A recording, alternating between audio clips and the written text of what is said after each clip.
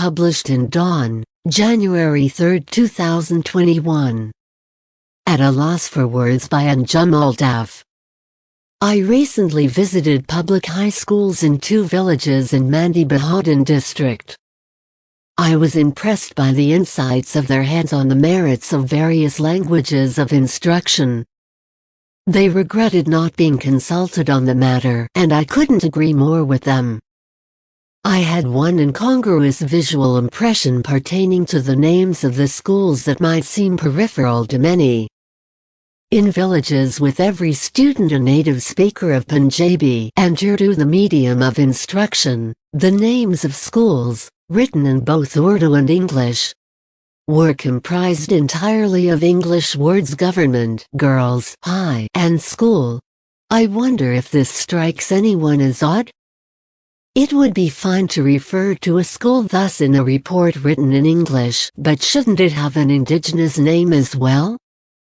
In India, one comes across Kendriya Vidyalaya, and in Iran I am sure there is some equivalent of Madrasa-i Markazi. In conversation, it became clear there were no local terms for headmaster or headmistress either. We have perfectly good words in Urdu for government, sarkar, and girls, larkiyan. Madrasa was the term for school, except that it has been shunned and left for institutions imparting religion to the poor. But we have maktab as an alternative. It was only high that stumped me. The lack of a local name for such a vital institution made me wonder what goes on in the minds of parents when they send their daughters to a place called Government Girls High School. Do they think it is an alien institution, a colonial legacy with no equivalent in our own tradition? Perhaps not. I doubt if people rack their brains over such questions. Children have to go to school sakul, government or private, and that's that. But, at another level, the question is intriguing.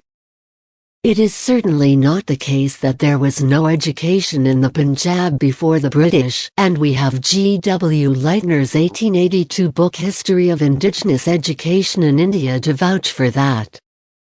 The institutions must have had local names in those times. I saw remnants of pathshalas and gurukuls, and there were madrasas, of course.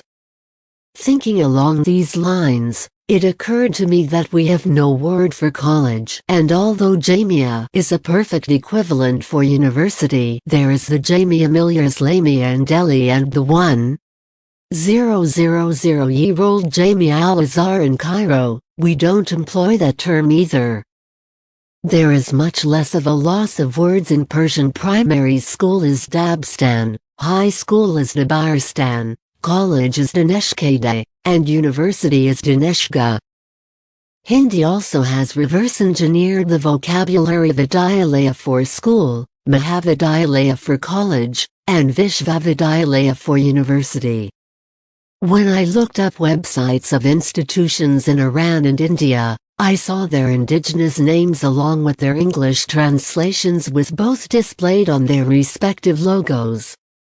Thus, Daneshgah-i Tehran University, Jawaharlal Nehru Vishvavidyalaya, Jawaharlal Nehru University, Bharatiya Pradyogiki Sansthan, Indian Institute of Technology, Bharatiya Prabandh Sansthan, Indian Institute of Management, etc. all have websites in the local language as well.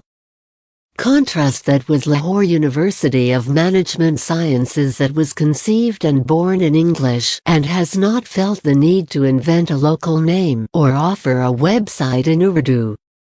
LUMS, on the other hand, has entered the vocabulary as a local term, which led to a mercifully aborted move by the university to rename itself LUMSU.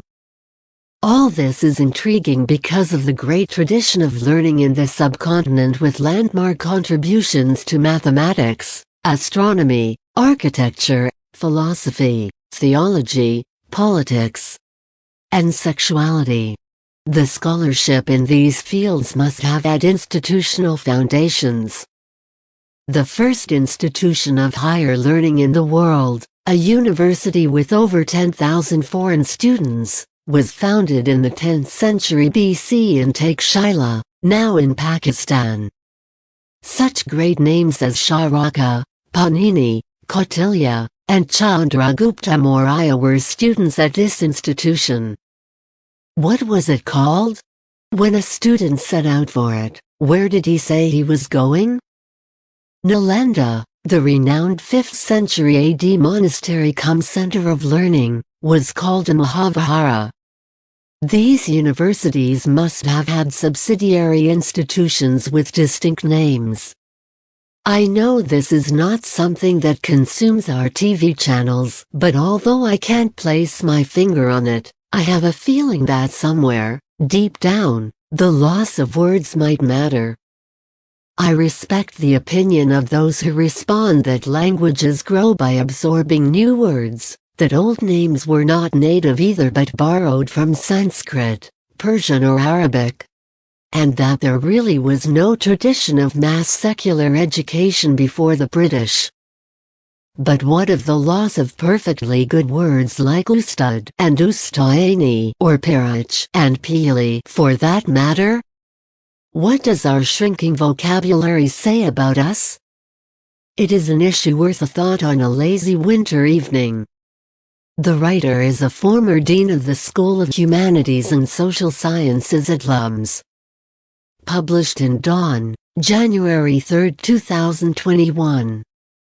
Subscribe my channel Dawn Vocabulary with Urdu Meaning.